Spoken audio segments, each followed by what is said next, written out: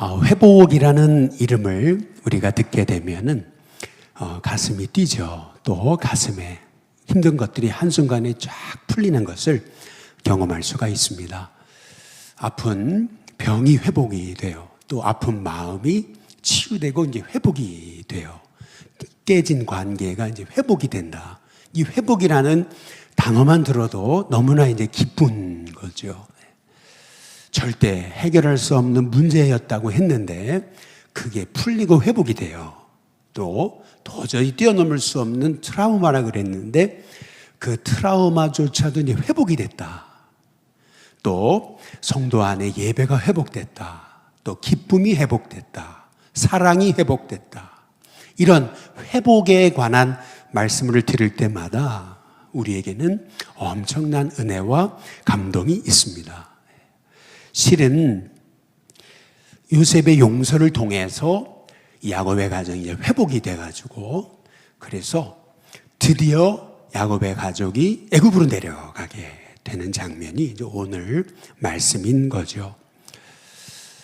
이 야곱의 아들들이 요셉이 살아있다. 그뿐만이 아니고 애굽의 총리가 됐다. 그 얘기를 전해 오죠.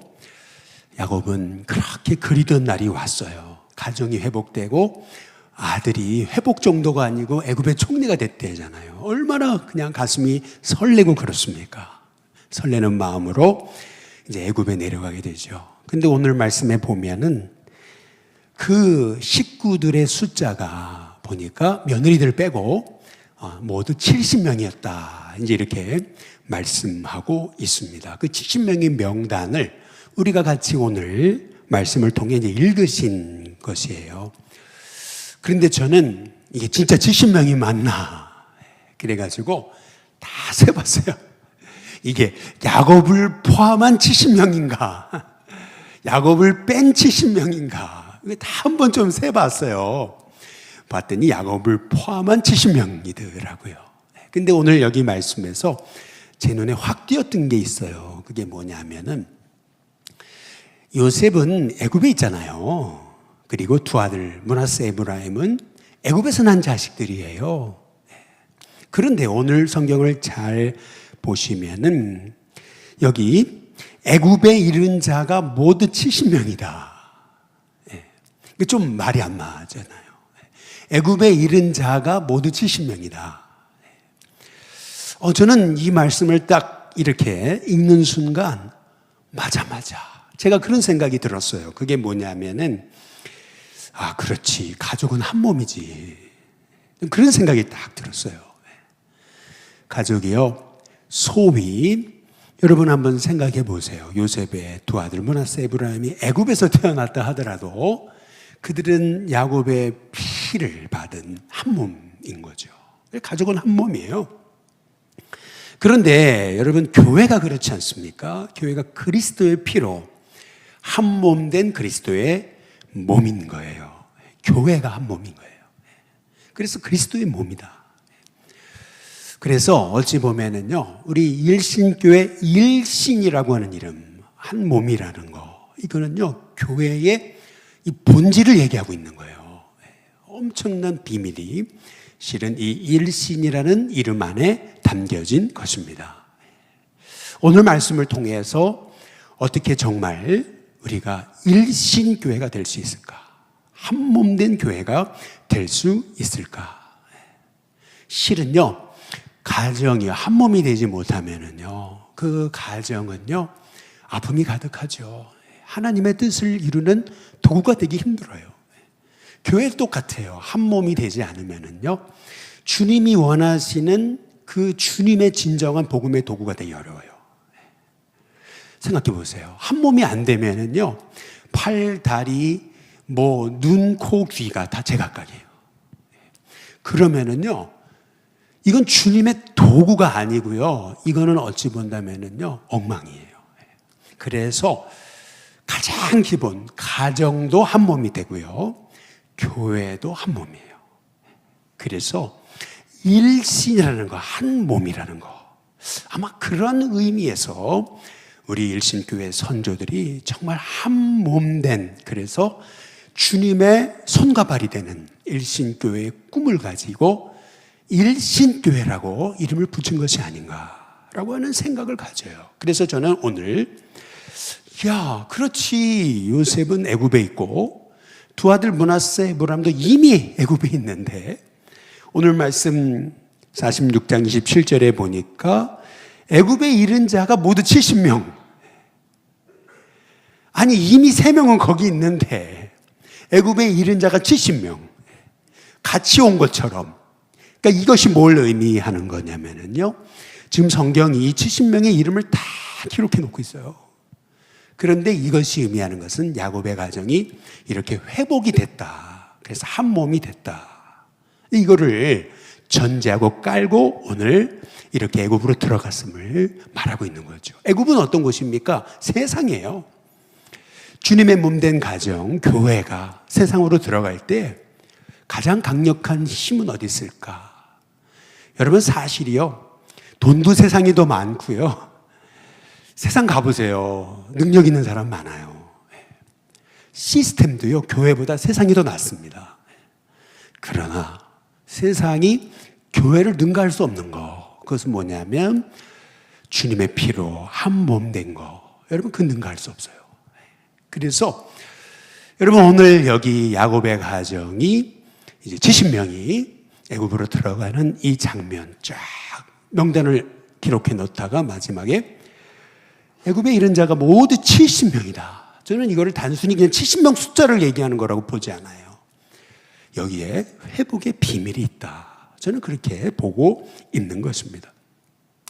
그러면 이 회복된 이 일신, 이 야곱의 가정, 비밀은 어디 있을까? 어떻게 그 회복의 공동체를 이룰 수 있을까? 그것이 오늘 말씀이거든요. 먼저 첫 번째는 뭐냐 하면은요, 진짜 회복을 이루려면은요, 구별은 있어야 돼요. 그게 뭐냐면 목회자, 장로, 권사, 집사, 성도. 그렇죠? 다 구별은 있어야 돼요. 이 구별이 없으면 안 돼요. 그러나 차별은 있어서는 안 돼요. 그렇죠? 오늘 말씀이 이제 그런 말씀인 거예요. 여기 보면은, 여기 9절부터 보면은 이 야곱의 맏아들, 이 루벤부터 쭉 나오잖아요. 그런데 그 루벤부터 이제 6명의 아들과 그리고 디나까지 7명의 이 자녀는요, 첫째 아내 레아의 자손이다. 이제 이렇게 나와요. 그런데 그들이 모두 몇 명이냐 하면은 33명. 33명을 강조하고 있어요. 근데 반면 제가 이 말씀을 여러 번 묵상하며 읽고 기도하다가 깨달은 건 뭐냐 하면은 라헬의 몸종이 누구냐 하면은 비라거든요. 근데 이 비라의 이 자손들은 몇 명일까? 한번 창세기 46장에 한번 23절 한번 보세요.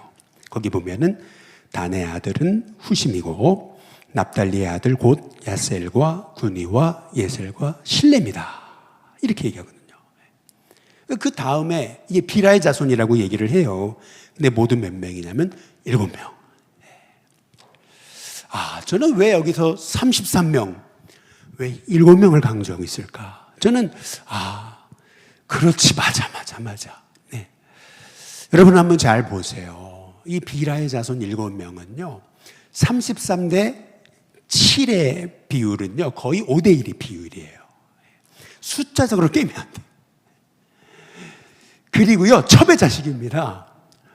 그런데요, 야곱이요. 그들은 너 첩의 자식이니까 가나안에 있어. 나는 본부인하고만 갈 거야. 그 자식들만 내 자식이야. 차별하지 않았어요. 같이 모두가 한 몸이 돼서 지금 애굽에 이르고 있어요. 여러분, 실은요, 야곱의 가정은요, 차별이 심했던 가정입니다. 편애가 심했고요. 그것으로 인해서 상처가 가득했고요. 분쟁과 싸움이 끊이지 않았습니다. 그런데 요셉의 용서, 그리고 오늘 장로님 기도하신 것처럼 용납하는 사랑, 그것으로 인해서요, 가정이 이제 회복이 된 거예요. 그래서 그들이 이제 한 몸이 돼서 애굽에 들어가는 장면을 성경이 지금 말씀하고 있는 거예요. 여러분, 이게 교회입니다. 야곱의 이 70명. 여러분, 예수님이 12제자 말고 70인을 훈련시키신 거 혹시 아십니까? 그 70이라는 숫자, 이거 우연한 숫자 아닙니다. 지금 야곱의 이 애굽으로 들어간 70명이잖아요. 그런데 한번 잘 생각해보면 이 70이라는 숫자는 우연한 숫자가 아니에요. 여러분, 이 70이라는 숫자를 통해서 지금 야곱의 가정이 진정한 주님의 교회로 세상에 들어가고 있는 거예요. 여러분, 그 베이스가 어디에 있었던 거냐면은 요셉의 용서, 그리고 용납하는 사랑. 여러분, 거기에서 이 야곱의 가정이 회복의 역사를 이루었던 것이거든요. 저는 이 말씀을 묵상하는데 생각났던 사람 하나가 있어요. 그게 누구냐 하면은 탕자예요. 탕자가 돌아와요. 재산 다 말아먹었어요. 아버지가요, 탕자에게 넌 재산 말아먹은 놈이니까 넌 이제 종놈 해라. 이제 그러지 않았어요. 먼저 아버지가 달려가가지고 끌어안고요. 끌어안았다는 건 뭘 의미합니까? 널 놓칠 수 없다. 전에도 아들이었지만 재산 다 말아먹고 어려움 당하고 그제서야 온 아들이더라도 여전히 아들이에요. 아니, 재산 다 말아먹었다고 전에는 아들인데 넌 반쪽만 아들이다 이제 그러지 않아요. 아들이라는 신분은 변함이 없어요. 뭐 재산 날렸고 집 나갔다 들어왔으니까 너 서자다 그러지도 않아요. 여전히 사랑하는 아들이에요. 실패했어도. 너 실패하고 돌아왔으니까, 너 나 배신했으니까 너 문 밖에 서 있어. 그러지 않았어요. 오히려 먼저 달려가가지고 그를 용납하는데, 여러분, 그 성경의 본문을 잘 들여다보시면은 이 아버지의 행동에서 우리가 주목해야 할 아주 중요한 단어 하나가 나와요. 그게 뭐냐면요, 영어로 댄싱입니다. 댄싱.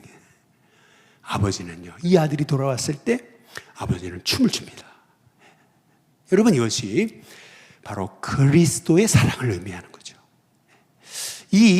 우리가 성탄절을 기억한다라는 거, 여러분, 죄 많은 우리를 실은요, 왜 예수님이 오셨냐? 한마디로 말하면 이 탕자의 아버지처럼 용서하려고, 아들 삼으시려고 오신 거거든요.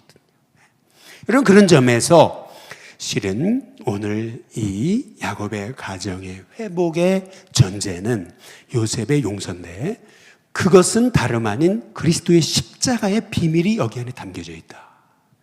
그것이 구속사점으로 오늘 말씀을 보는 그런 비밀이다 라고 하는 것이죠.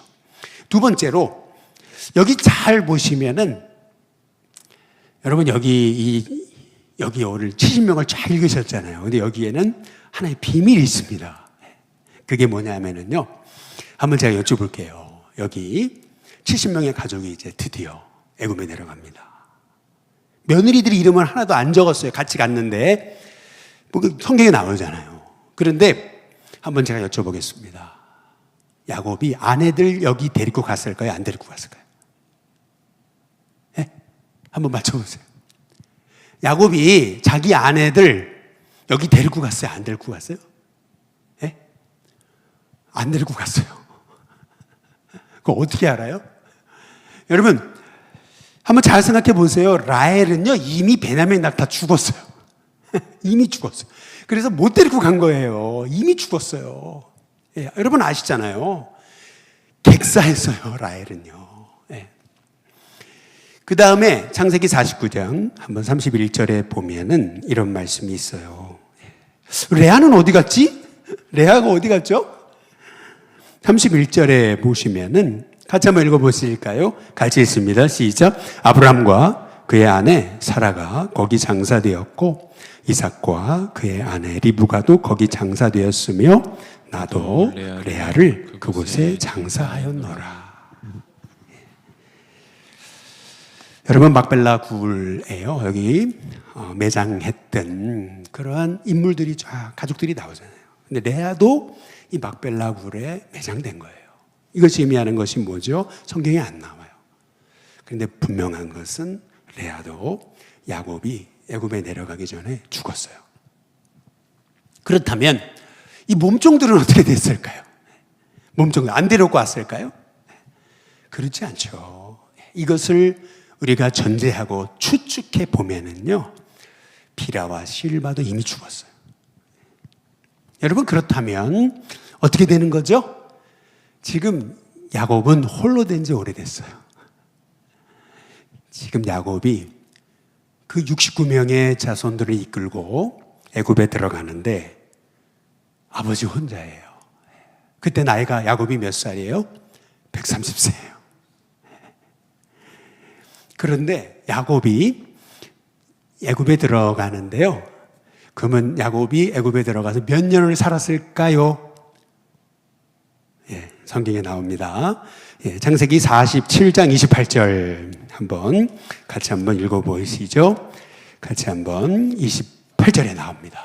같이 한번 읽어보겠습니다. 같이 읽습니다. 시작. 야곱이 애굽 땅에 17년을 거주하였으니 그의 나이가 147세라. 야곱이 애굽에 몇 년 거주했습니까? 17년입니다. 여러분, 이것이 뭘 의미하는 거죠? 야곱은요, 홀로 호라비가 돼가지고 애굽에 지금 내려간 건데, 내려가서도 17년을 더 살았어요. 그렇다면 우리는 이런 질문을 해봐야죠. 하나님은 왜 야곱의 그 네 아내들은 다 먼저 불러가지고 왜 야곱만 혼자 남기셨을까? 이유가 뭘까요? 제가 말씀드렸죠. 생명이라고 하는 것은 살라는 명령이에요. 그렇다면 여러분이 살아계시다면, 지금 살아계시다면, 남보다 오래 사신다면 거기에는요, 마지못해 사는 게 아니에요. 하나님의 살라고 하시는 명령이 계시기 때문에 하나님이 여러분의 목숨을 붙들고 계시는 줄로 믿습니다. 반드시 사명이 있어요. 그러면 한번 질문을 던져볼게요. 왜 하나님은 야곱을 그렇게 해? 이제 요셉도 봤잖아요. 그리고 바로도 만났잖아요. 아니, 근데 혼자 돼가지고 야곱이 눈도 안 보이고 움직이지도 못하고 뭐 자손들도 못 알아보고 그런데 하나님은 17년을 남기셨어요. 그럼 거기 이유가 있을 거 아니에요? 저는 두 가지 이유라고 생각해요. 성경에 나오진 않아요. 그런데 두 가지 이유라고 생각해요. 첫 번째는 뭐냐면은 요셉이 형들을 용서했잖아요. 그런데 관계라는 것이요, 한다고 바로 회복되는 게 아니에요. 이 관계라는 건요, 시간이 흘러야 돼요. 그러니까 잘 보세요. 아버지 야곱이 다 건재해 있잖아요. 그러니까요, 요셉도 그렇고 형들도 그렇고요, 서로 함부로 할 수 없어요. 여러분 한번 잘 생각해 보세요. 형들과 요셉의 관계가 진짜 회복되는 데 있어서 저는 17년이라는 세월이 필요했던 것이구나, 그걸 깨닫게 됐어요. 여러분 한번 잘 생각해 보세요. 요즘에는요, 참 연세 드신 분 죄송합니다. 연세 드신 우리 성도님들 어떨 때 보면은요, 참 마음이 짠할 때가 있어요. 너무 젊은이들이요, 어르신들을요, 너무 이렇게 막대하는 경우가 있어요, 종종. 근데 여러분 잘 한번 생각해 보세요. 아버지가 연로하셔도 살아계시다는 거, 여러분 그건 엄청난 복이에요.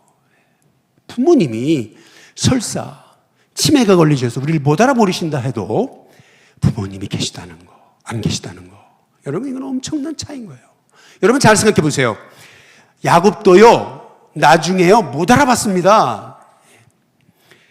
그 정도로 147세가 되니까 눈도 어두워지고요, 일어나는데도요 일으켜줘야 되고요. 그럼에도 불구하고 하나님은 야곱을 147세까지 살게 하셨어요. 그렇다면 거기엔 사명이 있는 거예요. 무슨 사명이요?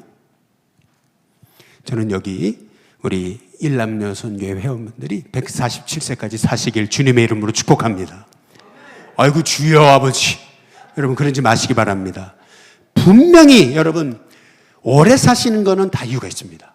하나님의 사명이 있기 때문에. 그렇다면 무슨 사명이 있습니까? 저는 두 번째 이유, 왜 야곱을 그렇게 오랫동안 남기셨을까? 여기에 비밀이 있습니다. 창세기 48장 한번 구절을 보시죠. 같이 한번 읽어보겠습니다. 48장 9절입니다. 같이 읽습니다. 시작. 요셉이 그의 아버지에게 이르되 이는 하나님이 여기서 내게 주신 아들들이니이다. 아버지가 이르되 그들을 데리고 내 앞으로 나오라. 내가 그들에게 축복하리라. 아버지가 못 알아보고 눈이 어두워가지고 잘 알아보지도 못하는데요. 그럼에도 불구하고요, 요셉은요, 야곱의 그 자손들을 향한 축복 기도를 사모했어요. 여러분, 이것이 이 야곱의 가정이 진짜 복의 가정으로 세워진 비밀입니다. 근데 다음 주에 이 주제를 가지고 조금 더 이 축복의 중요성, 왜 축복이 중요한가? 성경은요, 이 축복이 얼마나 중요한지 몰라요. 그래서 요거는 오늘 다 하지 못해서 다음 주로 이어서 하겠습니다. 다음 주에 또 나와요, 이 얘기가. 마지막 세 번째로, 저는 이 야곱의 70명의 가족이 애굽에 내려가는 이 장면에서 아, 그렇지, 맞아, 그건데 제가 깨달은 게 있어요. 그것이 뭐냐면요, 요셉은요, 애굽의 총리잖아요. 애굽의 총리예요. 권세자예요. 막 날아가는 새도 떨어뜨려요. 그런데 집에 와서는 총리가 아니에요. 착각하면 안 돼요. 집에 오면요, 한 아버지의 아들일 뿐이에요. 그 착각하면 안 돼요. 이게 무슨 말이냐면, 여러분이 아무리 세상에서 잘 나가셔도, 여러분이 아무리 세상에서 부자라 하더라도 교회 오면요, 하나님 아버지의 아들일 뿐이에요. 그래서요, 교회 딱 오시면요, 내가 세상에서 내가 삼성의 회장인데 아닙니다, 여러분. 교회 딱 올 때는요, 내가 주님의 아들이지.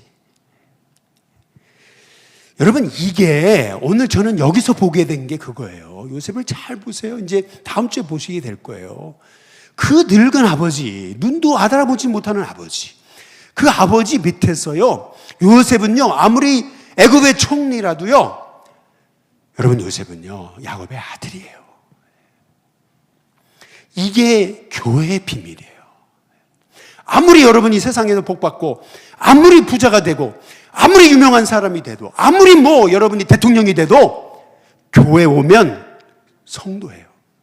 하나님 아들이에요. 그것이 교회예요. 그렇게 될 때 주님의 교회는 세워지게 되는 줄로 믿습니다.